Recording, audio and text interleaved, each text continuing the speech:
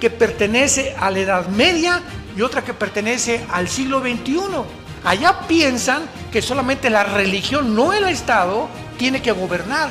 Es un choque de la Edad Media. Allá en el Oriente piensan, aman la muerte. Nosotros amamos la vida en el Occidente.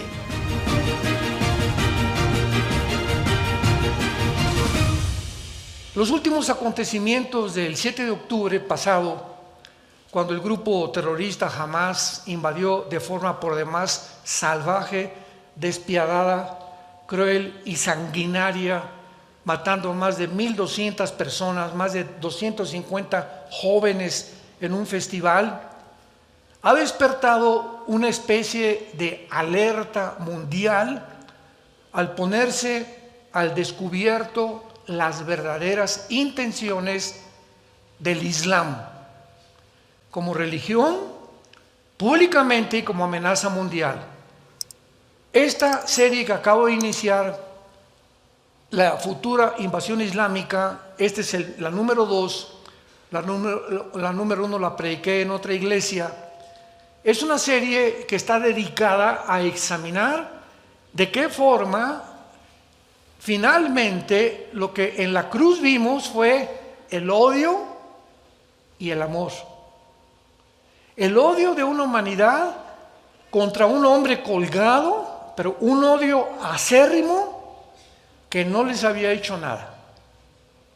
Jesús nunca vendió marihuana, nunca fue traficante, nunca dijo groserías, nunca maldijo a nadie, nunca le robó a nadie, anduvo sanando, sacando demonios, orando con la gente, pasando tiempo con 12 grupos, y sin embargo en la cruz vemos un odio irracional, y al mismo tiempo en la cruz el amor de Dios, porque de tal manera amó Dios al mundo que nos dio a su Hijo unigénito. Y estos dos factores que vimos en la cruz los vamos a encontrar al final de la humanidad. Nos encontramos actualmente en un grupo que se llama el Islam. Vamos a analizarlo claramente durante todas estas conferencias, donde es un odio irracional contra los judíos. Desde 1948 que Israel regresó a su tierra, David Ben-Gurión, el primer ministro nombrado de Israel, mandó este recado a las naciones árabes: queremos vivir en paz, queremos estar con ustedes, no hay ningún problema. Y desde el 48 dijo el Islam: no queremos paz.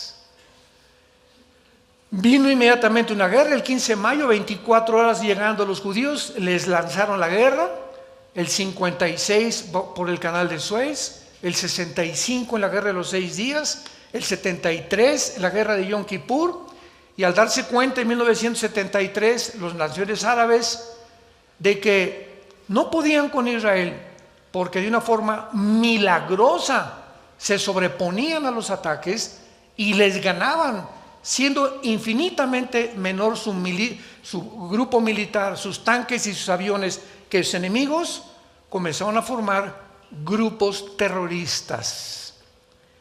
Y desde hace más de 75 años, todos los ataques terroristas, sin ninguna excepción en el mundo, han sido por el Islam, por musulmanes radicales que odian a la sociedad occidental, odian al cristianismo, odian los preceptos contenidos en este libro, en las Sagradas Escrituras, de ética, de moral, que a través del judaísmo Dios le entregó al mundo.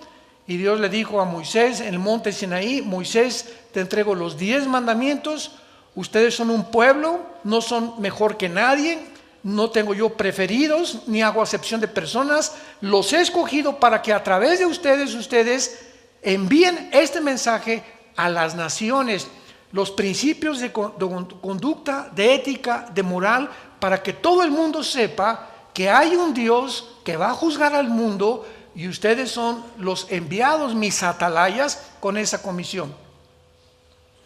Además de eso, ese pueblo que Dios escogió sacó de entre ellos al que sería el Mesías, porque Jesucristo era judío. Entonces, todos estos principios y todas estas raíces nos explican la razón espiritual, porque políticamente hasta ahorita ningún politólogo, ninguna persona ha podido explicar por qué han sido los judíos el objeto del odio mundial desde hace más de 2000 años. ¿Por qué? ¿Por qué grupos como Madonna y los grupos de música rock y de Metallica y artistas de cine, el ataque siempre es contra la Biblia? ¿Por qué agarran la Biblia y la arrancan y le escupen y le echan sangre enfrente? Madonna se revuelca en el suelo ensangrentada diciendo que Jesús, quién sabe, que está teniendo relaciones con él. ¿Por qué no con Mahoma? ¿Por qué no con Mahatma Gandhi? ¿Por qué no con Zoroastro? ¿Por qué no con ningún otro líder que ha existido religioso? Siempre el objetivo es el cristianismo. Siempre. ¿Por qué en Estados Unidos, cuando alguien quiere decir o exclamar alguna frase, por qué siempre dicen Jesus Christ? Véanlo en todas las películas. En Francia, en Inglaterra, siempre es Jesus Christ. Es como también siempre nos preguntamos, ¿por qué cuando insultamos a alguien, no insultamos a la persona, insultamos a su mamá? Las famosas mentadas. ¿Qué culpa tiene la mamá? ¿Qué culpa tiene la mamá para decirle tal, verdad? ¿Por qué? Porque es el objeto de donde tú veniste y donde yo llegué, las mujeres. Hay un odio contra las mujeres. Y lo vemos en todas las maldiciones en el mundo entero, es contra las mamás. Qué cosa tan irracional, ¿verdad? Todo esto tiene que tener una causa y una explicación, y en la Biblia lo podemos entender. Durante bastante tiempo el Islam ha argumentado mundialmente, pero de manera engañosa, que los palestinos anhelan una patria, un estado dentro del Estado de Israel, y que Israel los ha oprimido por muchos años. Y hace una semana el colmo de los colmos llegó hasta arriba, cuando el país de Sudáfrica, que no es coincidencia, el presidente de Sudáfrica es íntimo amigo del líder de Hamas. Son compadres. Entonces, esa nación de Sudáfrica demandan ante la Corte Internacional de Justicia en La Haya, en Europa, a Israel por genocidio. La Corte Internacional de Justicia fue formada después de la Segunda Guerra Mundial y son de 15 a 17 jueces de todas partes del mundo. Pues las leyes del genocidio dicen claramente lo siguiente: para que sea genocidio o para que alguien sea culpable de genocidio, de acuerdo a la estipulación de las leyes internacionales de la guerra, tiene que haber la intención previa de liquidar, exterminar algún grupo racial, algún grupo religioso o por fines políticos. Entonces, se le acusa a Israel al entrar a Gaza de genocidio, cuando la intención de ellos jamás ha sido exterminar al pueblo palestino. Entraron y lo anunciaron al mundo: vamos a vengar y a encontrar a esos animales que le sacaron los ojos a los bebés enfrente de los papás, que quemaron vivos a las mamás enfrente de los papás, que incendiaron, que mataron a más de 200 jóvenes, que se llevaron de rehenes a niños de 8 meses, ancianos de 80 años. Esos animales tenemos que, toda nación tiene el deber de defenderse y de impedir que vuelva a suceder. Esa es la ley y la responsabilidad de cualquier gobierno.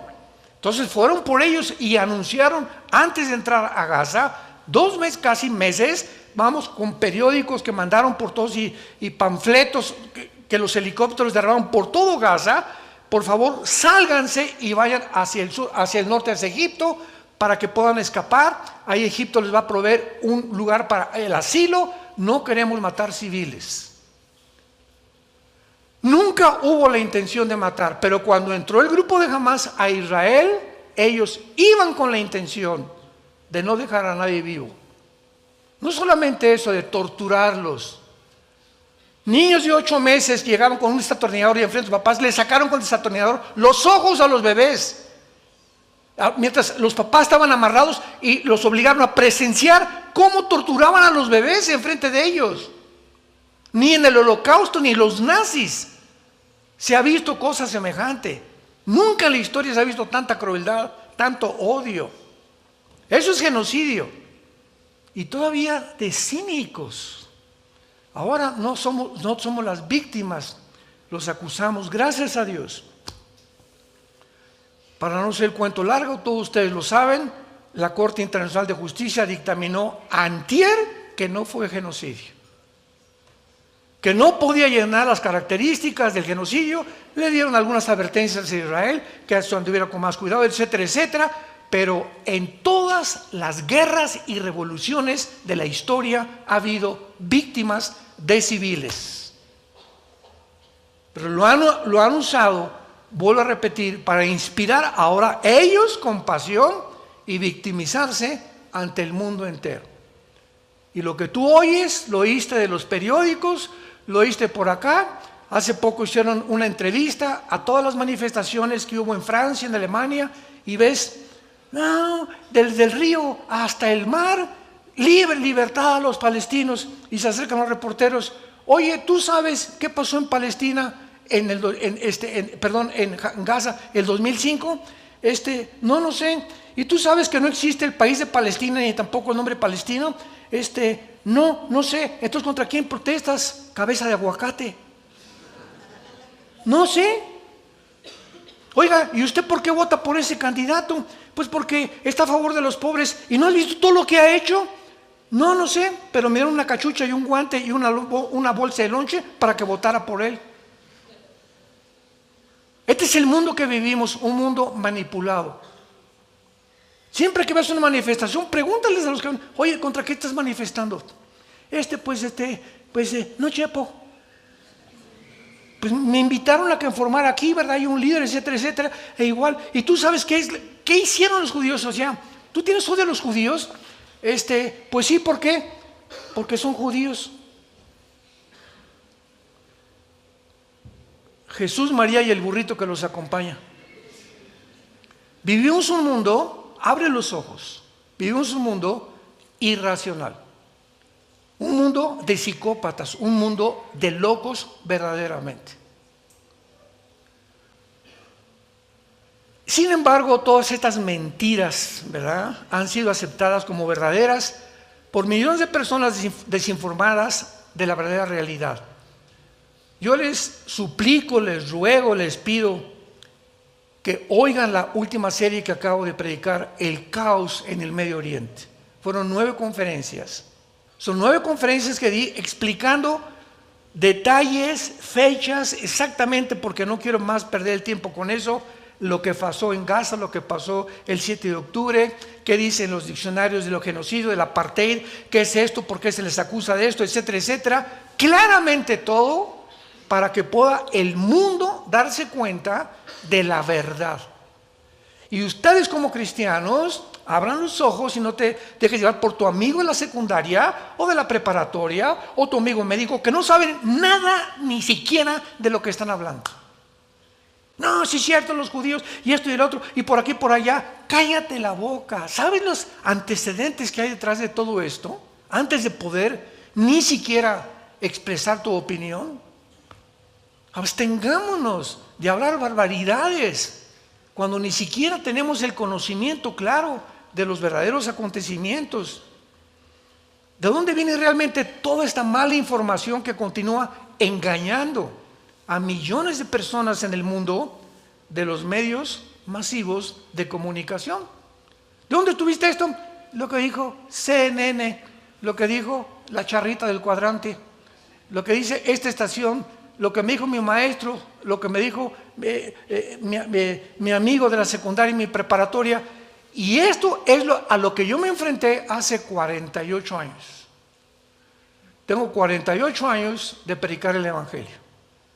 Yo antes de predicar el Evangelio era ateo en mi juventud, pertenecía al Partido Comunista Mexicano, convencido totalmente de la dialéctica materialista hegeliana, de la dialéctica de Marx, etcétera, etcétera. Cuando por primera vez me confrontó un cristiano y me dice: ¿tú sabes realmente quién era el Che Guevara que tienes arriba de tu cuarto? ¿Tú sabes realmente que ninguna revolución armada mediante el comunismo puede funcionar? Porque Lenin dijo que la única forma en que el comunismo avanzara es a través de la eliminación de más de la tercera parte de cualquier población y de matarlos de hambre, e impedir que estudiaran. ¿Tú sabes todo eso? No, le dije, pues no. Le dije, entonces, ¿por qué estás aquí? ¿Por qué te proclamas comunista? ¿Que no sabes que las bases del comunismo es número uno, el ateísmo, el humanismo y el darwinianismo? Así que tú tienes que, para ser comunista, tú tienes en primer lugar negar que existe Dios. Número dos, tienes que creer que el hombre es el único capaz de solucionar los problemas que existen actualmente. Y número tres, no puedes creer en la resurrección, ni en la Biblia, ni en Jesucristo, ni que hay vida después de la vida. Que al morir te vas al polvo y como un animal, como un insecto, ahí quedas y no se acabó, y se acabó todo. Yo te pregunto, me dijo una vez un maestro que me confrontó y me comenzó a cuestionar, y comencé yo a cuestionarme también.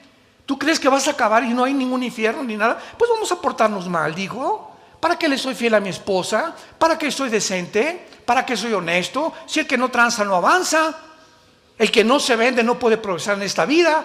Pues entonces vamos, ¿para qué nos cuidamos y para qué vamos a portarnos como los animales? Y todo eso me hizo reflexionar, hasta que mi hermano Alejandro llegó y me presentó el Evangelio. Comencé a leer el Evangelio de Juan, caí de rodillas llorando y le pedí perdón a Dios de las estupideces que me habían enseñado y que nunca me había yo detenido, honesta y sinceramente, a poder cuestionarlas ni a preguntarme por mi orgullo intelectual, porque me creía muy orgulloso, muy intelectual. En esa época, si eras comunista, eras intelectual, eras cristiano, eras un tonto, porque así nos tachaban: los cristianos son unos tontos. Veamos nosotros que podemos argumentar y concluir que así como en las generaciones anteriores fueron engañadas, todas las generaciones han sido engañadas con diferentes ideologías. Por ejemplo, el siglo XX pasado fue engañado principalmente con el ateísmo y con el comunismo. Nunca en la historia, señores maestros que nos acompañan y que nos escuchan, historiadores, paleontólogos y antropólogos que nos escuchan, nunca en la historia ha habido un siglo con tantos ateos como el siglo pasado. Jean-Paul Sartre, Bertrand Russell, Sam Harris, Richard Hawkins, todos invadieron las universidades de Harvard, de Yale, de Oxford, aquí en México, la UNAM, el Politécnico. Todo el siglo pasado era un ateísmo impresionante que entró como un veneno a la sociedad. Y fue precisamente en los 70 del año pasado cuando nosotros nos convertimos y comenzamos yo comencé a investigar, ¿verdad?, realmente las filosofías, y comenzamos a hacer desayunos desafiando la intelectualidad del comunismo, del humanismo, del darwinianismo, en desayunos en el Hotel María Isabel Sheraton. Y de repente los desayunos eran la filosofía del comunismo, se llenaba el desayuno. La verdad de la psicología y el darwinianismo en comparación con la Biblia, se nos llenaban los desayunos. Y comenzamos a retar a los maestros, a los historiadores, a los físicos, matemáticos, a científicos en la Biblia, que estaban absortos. Oye, es que yo nunca supe que esto estaba en la Biblia. ¡Qué barbaridad! Aquí está de veras. Oye, increíble. Comenzamos a propagar una información de la que no estaba el mundo, hablo de México, consciente. ¿Cómo es posible que la Biblia tenga más evidencias científicas, genéticas, biológicas, antropológicas, paleontológicas, de que venimos de una pareja a de que venimos de una amiba? ¿Cómo es posible que haya más evidencias de la existencia de Dios que negar la existencia de Dios? Y causamos, ¿verdad?, en los 70s, 80s una revolución en México. Y seguimos estudiando y seguimos demostrando claramente, porque la ignorancia de las Sagradas Escrituras viene de dónde. Es un libro, tiene muchos errores. Ven para aquí, para acá, cabeza de cacahuate. A ver, ¿ya la leíste? Sí. A ver, ¿qué dice Eclesiastés? ¿Qué dice? ¿Ya leíste los Salmos? Ya leí toda la Biblia. ¿De veras? ¿Qué dice el Apocalipsis? ¿Qué sabes de profecías? ¿De dónde sacas que tiene muchos errores? Me lo dijo mi maestro. Me lo dijo mi papá. Y tú no has podido responsablemente investigar lo que tú escuchas. ¿Has podido corroborar? ¿Te has enfrentado a decir, ¿será cierto lo que me está llegando a mis oídos? Ven a la palabra, dice el Señor, acércate a mí y me buscarás con todo tu corazón y me vas a encontrar. Pero así está el mundo, repito, tus amigos, tus familiares. Es una desinformación impresionante. Y finalmente llegamos al siglo XXI y podemos claramente darnos cuenta que así como las generaciones anteriores fueron engañadas por el nazismo, 1931 comenzó a propagarse dentro de Alemania, en las universidades, en los intelectuales, en el ejército, en la política, una ideología que comenzó a convencer a los alemanes, habiendo perdido la Primera Guerra Mundial, que ellos podían realmente levantarse y a través de la política y de un sistema nuevo, la política, el nacionalismo alemán, podían emprender el resurgimiento del Tercer Reich. E inundó todas las universidades, los centros, los hospitales, etcétera, etcétera. Y cuando acabó la guerra, 1945, descubrieron que ese veneno que entró y esa ideología que entró se llamaba el nazismo, que se propagó popularmente y Hitler salía y gritaba y no se daban cuenta detrás de lo que se encontraba el nazismo, un odio no solamente a los judíos, sino también la ambición de conquistar el mundo e envenenar el mundo con el nazismo. Y así como los nazis y los comunistas en el siglo XX, nuestra generación va a enfrentarse al Islam. ¿Qué estoy diciendo? En la Biblia, cuando Jesucristo regrese en la segunda venida, las naciones, la Biblia lo dice, las naciones a quienes Jesucristo va a juzgar van a ser el 90% naciones islámicas, de descendencia y de ascendencia islámica principalmente. En otras palabras, lo estamos ya comenzando a ver, lo acabamos de mencionar hace algunos minutos, la mayor parte de los ataques terroristas desde hace 50 años han tenido su origen en el Islam radical. Es un choque actualmente de civilizaciones entre el odio y entre el amor. ¿Por qué nunca, escuchen, el presidente Bush, el Papa Juan Pablo II, el presidente Biden, el presidente Obama, los presidentes anteriores, Eisenhower, desde que vieron el problema en el Medio Oriente, todos han dicho dos opciones, dos naciones juntas, permitan los judíos que ahí en Israel haya un Estado palestino. Y ahí se acabó el problema. La origen del problema es que quieren un Estado los palestinos islámicos o los árabes islámicos y no se les permite. Los tienen arrinconados, los tienen encarcelados en Gaza, que tiene 50 kilómetros de largo, 2 millones de palestinos, y ese es el problema, que los tienen oprimidos. Eso es lo que se ha enseñado, desgraciadamente. La Constitución, por favor, apúntalo y búscalo tú en Google o en Wikipedia. La Constitución del Estado que se formó por Yasser Arafat en los 70s, 80s, para la liberación del Estado de Palestina, en la Constitución, tiene más de 30 artículos, lo declaran y lo estipulan claramente. Nuestra meta no es ningún Estado dentro de Israel. Nuestra meta es la exterminación del Estado de Israel y matar a todos los judíos. Mientras tú pienses así, ¿cómo te voy a dejar meter a mi casa? Mi vecino me acaba de decir, ¿sabes qué, Armando? Que tengo como meta matarte. ¿Me invitas a tomar café? Por el amor de Dios.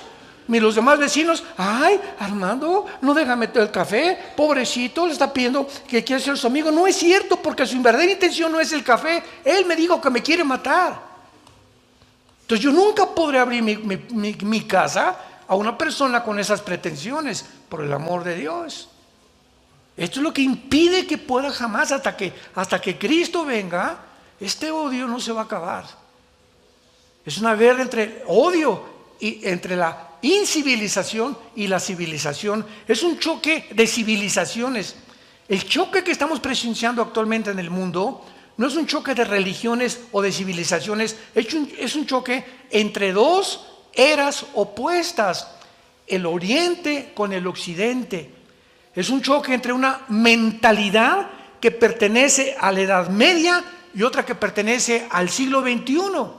Allá piensan que las mujeres no sirven más que para acostarse y para hacer la comida. Allá en el Oriente no piensan más que las mujeres tienen que taparse la cara desde arriba hasta abajo. Allá piensan que pueden tener 4 o 5 mujeres. Allá piensan que solamente la religión, no el Estado, tiene que gobernar. Es un choque de la Edad Media. Allá en el Oriente piensan, aman la muerte. Nosotros amamos la vida en el Occidente. O sea, para ellos ponerse bombas y aventarse y matar a 15, 30, 50 personas, lo están esperando 72 vírgenes en el cielo con Alá. Ellos aman la muerte, quieren morir. ¿Cómo puedes enfrentarte a algo a alguien, un enemigo que ama morir, que está esperando que realmente puedan morir por causa sagrada del Corán?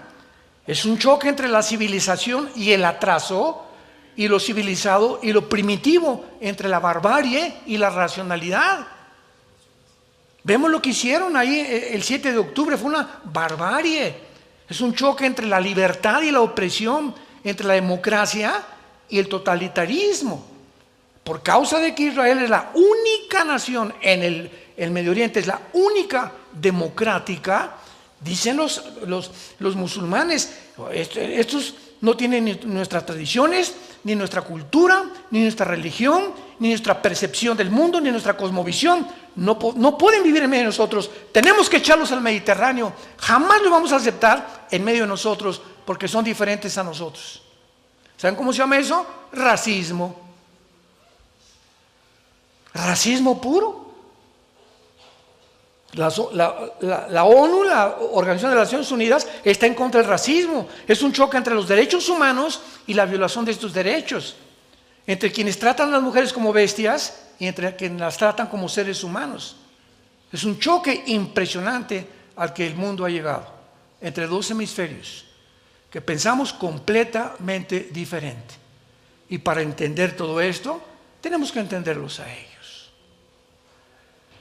Este fue el error más grande de Estados Unidos, de Norteamérica, principalmente el 11 de septiembre del año 2001, cuando 19 terroristas musulmanes se subieron a 4 aviones comerciales y se lanzaron contra las Torres Gemelas. Uno iba otro contra el Pentágono, otro iba contra la Casa Blanca, pero cayó en Pensilvania porque los tripulantes impidieron finalmente que los terroristas llegaran a la Casa Blanca. Y desde ese tiempo el presidente Bush ideó algo, George Bush hijo, y dijo, ya nos dimos cuenta que el Islam nos odia, que van a hacer lo imposible por acabar con la cultura occidental. Y ahora pues vamos a declarar la guerra al terrorismo y vamos a tratar de convertirlos a nuestras democracias y a nuestra cultura. Un error gravísimo. Nunca, nunca, nunca estas naciones, ¿verdad?, monárquicas, que son gobernadas casi siempre por reyes y por dictadores, nunca van a pensar como nosotros. Y cuando nosotros queremos forzar a alguien de otra cultura, de otra tradición, de otra religión, que piense como nosotros, va a haber un choque, va a haber una confrontación, va a haber tensión. Y desde principios de este siglo, esta tensión ha ido en aumento, en aumento, en aumento, hasta que vamos a llegar a una tercera guerra mundial entre el Islam y el Occidente. La guerra del Armagedón es lo que es: las naciones musulmanas, las naciones islámicas en contra de las naciones occidentales. Fueron los musulmanes, pues, los que comenzaron el choque de civilizaciones cuando dividieron a la gente en musulmanes y los que no son, porque el Corán, el libro sagrado del Islam, dice así: el que no sea musulmán, mátenlo. O se convierten y se les llama infieles. Infieles son judíos y cristianos. La ley que ellos tienen es la ley Sharia, y en esta ley claramente lo estipulan los sutras. En lugar de versículos como tenemos en la Biblia, el Corán tiene sutras, y en los sutras lo establece claramente. Entonces, cuando están una civilización como ellos, una ideología como ellos, que ama la muerte, que tienen un odio que es indescriptible en contra de todos los occidentales, principalmente judíos y cristianos, no se puede traer la paz. Entonces ellos quieren finalmente establecer el califato, la ley Sharia, en primer lugar en el Medio Oriente, como lo intentó el grupo terrorista ISIS, que comenzaron a creer que el Medio Oriente iban a ser el Mahdi, el Mesías, que va a ser el anticristo para nosotros, el Salvador supuestamente para ellos. Hasta en su misma escatología y teología, todo le robaron a la Biblia, porque el Islam nació 600 años después del cristianismo. Entonces hay cantidad de cosas que en el Corán tiene que sacaron de la Biblia, como la guerra que vamos a estudiar de Ezequiel 38 y 39, que va a ser la base de esta serie, la amenaza del Islam, porque no hay dos capítulos en toda la Biblia con tantos detalles que describan claramente la invasión final del Islam en contra del cristianismo, del judaísmo y de las naciones occidentales, como Ezequiel 38 y 39. Cualquier persona racional actualmente puede describir la realidad contemporánea que estamos viviendo. O sea, el régimen genocida islámico en Sudán, por ejemplo, el amplio apoyo teológico y emocional musulmán para el asesinato de un musulmán que se convierte. Si un musulmán se convierte, lo matan, o ya no regresa jamás a la familia. Convertirse en un musulmán y abandonar el Islam es para ellos casi pena de muerte. El estado primitivo de los países islámicos, como mantienen a las mujeres, la celebración que hacen de la muerte, etcétera, etcétera. Ahora parece que cuando ya estamos despertando los occidentales ante todo esto que está pasando, podemos ver a una incivilización, un grupo de personas salvajes que ganaron a los nazis, a los bárbaros, a los vikingos, al ejército de Gengis Khan, de Aníbal y de cualquier otro gran líder que tú me puedas mencionar. Estas personas están completamente endemoniadas,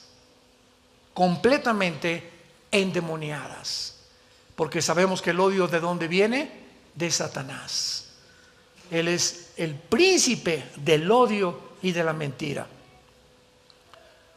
Ahora veamos algunas verdades, amenazas del Islam. Millones de personas fueron engañadas por el nazismo, ya lo vimos, y con el comunismo lo mismo, que siguen ignorando la amenaza del mundo islam actualmente. Hay más de 1.000 millones de musulmanes en el mundo. Y si solo de estos 1.000 millones, escuchen estas estadísticas, si solo el 10% creen en el Islam de Hamás, los talibanes, el régimen de Sudán y la yihad islámica, la invasión de mezquitas en Londres y Hezbollah, es difícil creer que solo 1 de cada 10 musulmanes apoye cualquiera de estas ideologías, lo cual significa un verdadero enemigo de por lo menos 100 millones de personas. En el caso que el 90% del Islam se convirtiera. Síganme con mucho cuidado. Este gran número de seres humanos que tratan de destruir la civilización moderna representan una amenaza sin precedentes. Nunca la civilización había tenido que enfrentarse a un número tan elevado, ni los nazis que pudieran destruirla. Los nazis nunca dijeron, eres nazi o te mato. Simplemente, eres judío y te mato. Pero ellos querían conquistar Polonia, Francia, Inglaterra, etcétera, etcétera, pero no imponer la religión, sino el nazismo como una ideología. Por ejemplo, ¿cuál sería entonces la amenaza para los Estados Unidos como nación? Porque ellos tienen 2 objetivos aquí en Occidente que destruir. Ellos tienen en su mente, si no destruimos Estados Unidos, no podemos acabar con Israel. Porque hasta este momento Estados Unidos ha ayudado a Israel. Aunque sea hipócritamente, como lo hace Joe Biden actualmente, porque es un hipócrita este presidente, ayuda a Hamás y también ayuda a Israel, y así está entre dos. O sea, es una persona sin convicciones, aún como tú lo quieras describir, está ayudando a Israel todavía. Entonces, para ellos, el Medio Oriente no puede existir hasta que Israel desaparezca. Además, ellos saben que el petróleo es el factor común denominador que va a determinar la finalidad de la humanidad, porque el que controla el petróleo, ahorita Rusia controla el 65% del gas que llega a Europa. Por eso Putin amenazó, ¿verdad? Le cierro la llave a Europa y no me la hagan de tos. Me pueden cancelar mis cuentas de SWIFT y mis transferencias internacionales de dinero y me pueden quitar los bancos, pero yo tengo el gas. Y eso fue el error más grande que cometió el presidente de Estados Unidos al sugerirle a la Unión Europea que los castigara económicamente como sanciones por haber invadido Ucrania, que nunca funcionó ese problema, ese plan. Tomemos un número y un porcentaje para estimación. Por ejemplo, en Estados Unidos hay 4 millones de musulmanes. 4 millones de musulmanes. No veo que nadie tome nota, pero pues es que eres muy inteligente. Y a menudo se nos dice, ¿verdad?, que casi todos los ciudadanos respetan la ley en Estados Unidos. Asumamos que este porcentaje es incluso tan alto como un 99%, lo cual dejaría el 1% que se dedicaran a la yihad.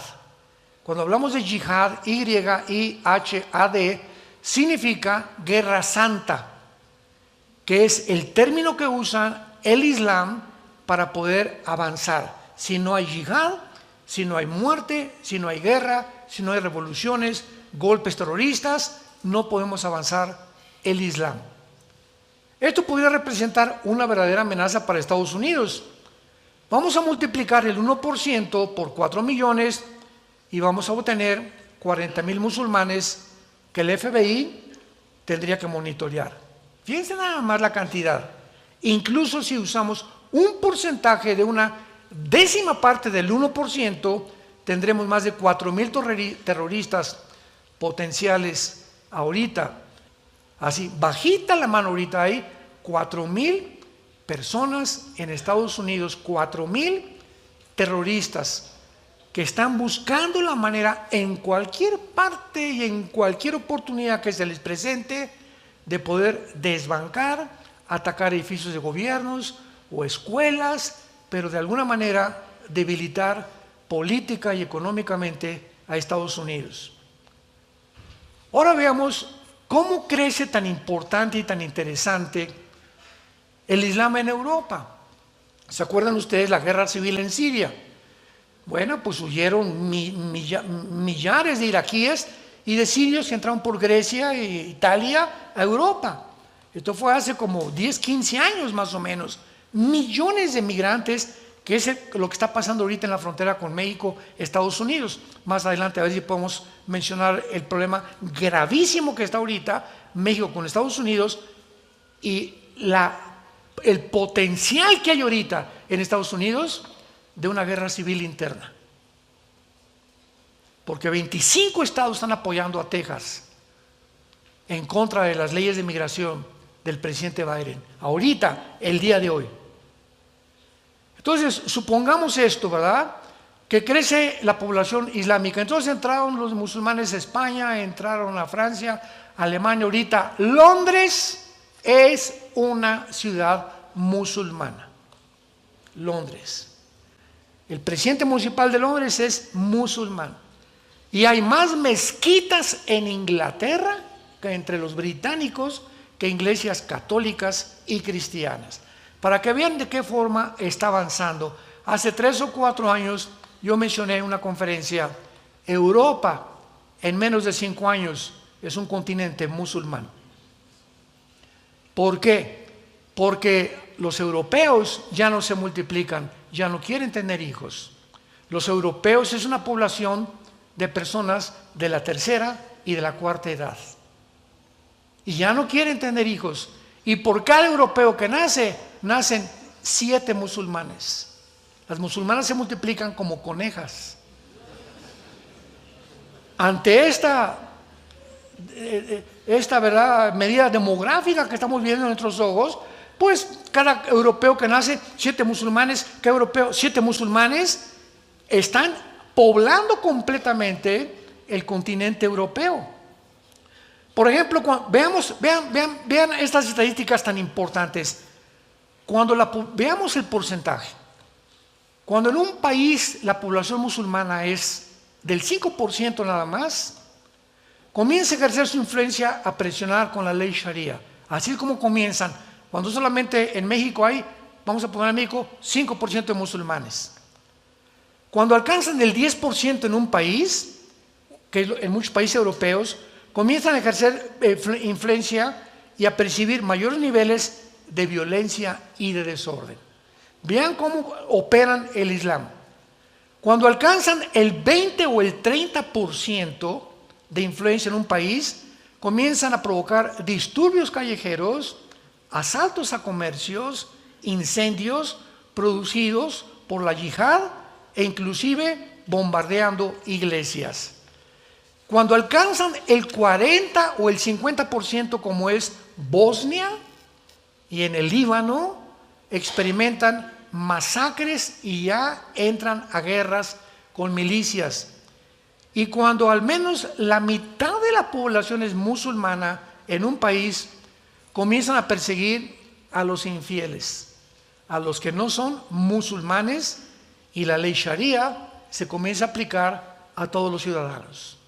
Y finalmente, cuando después en un país llegan al 80% como Irán, son casi el 80% de musulmanes, Siria, Nigeria, Sudán o Etiopía están comprometidos a la persecución y a la intimidación y a la declaración de la guerra contra los cristianos. A veces el genocidio estatal se desarrolla intentando purgar al país de todos los infieles. Esta segunda parte de esta serie he tenido la intención simplemente de describirles a ustedes el panorama que está el mundo enfrentando. Un panorama, repito, que muy poca gente está informado. Tú todavía sigues con el Calimán, con tus telenovelas, por aquí, jajaja, jijijo, con las drogas, quiero hacer dinero y esto y el otro, con adulterios, acostándote con tu novio, con tu novia, viniendo a la iglesia de una forma hipócrita, nunca leyendo la Biblia, nunca trayendo la Biblia a la iglesia.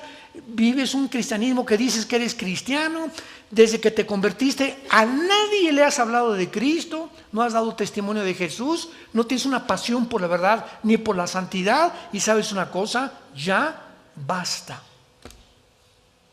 Tú no puedes seguir así. Si tú no abres los ojos ante todo esto que Dios nos está mostrando en la Biblia para prepararnos y entender el mundo, sin la Biblia el mundo no se puede entender. Politólogos, antropólogos, paleontólogos, arqueólogos, políticos van a tratar de escribir su percepción sin entender la dimensión espiritual que rodea al mundo y que es la que está causando todo lo que estamos viendo en el mundo. Y si no llegamos a la Biblia, viviremos sin luz. Jesús dijo: yo soy la luz del mundo, y el que me sigue no andará en tinieblas. Hay caminos que parecen derechos, pero su fin es camino de muerte. ¿Cuál es la luz que te está guiando a ti? ¿Marx? ¿Demóstenes? ¿Sócrates? ¿Octavio Paz? ¿Walter Mercado? ¿Mahatma Gandhi? Dime, ¿quién es decimos en México, dime quién es tu gallito Giro? ¿Quién es la persona que más admiras como líder? ¿Alejandro el Magno? ¿Algún presidente? Dímelo. ¿Cuál es tu libro favorito? Muéstrame el libro La náusea o El muro de Jean-Paul Sartre, El origen de las especies de Carlos Darwin. Mencióname el volumen de literatura que tú quieras mencionar, compáralo con la Biblia. A ver si tienes la información que este libro te da, y cualquiera que sea tu líder, compáralo con Jesucristo. Y podremos darnos cuenta que Él es el camino, Él es la verdad y Él es la vida. Oremos.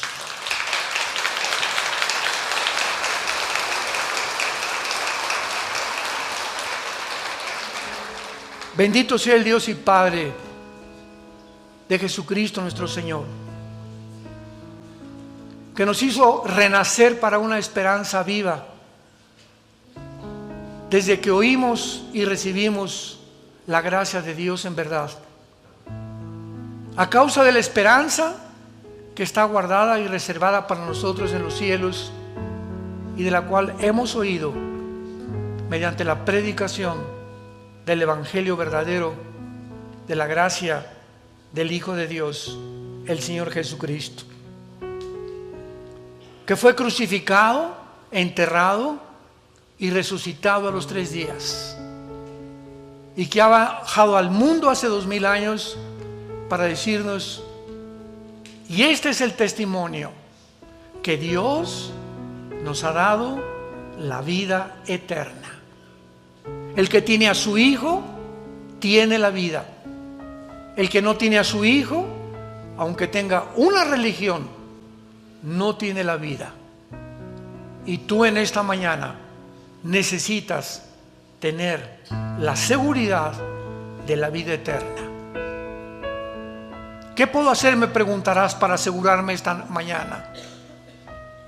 Para hoy regresar a mi casa en este día, y el día que me sorprenda la muerte, no me importa en qué circunstancias, morir en paz, porque he hecho la paz por medio de lo que Cristo hizo en mi lugar en esa cruz.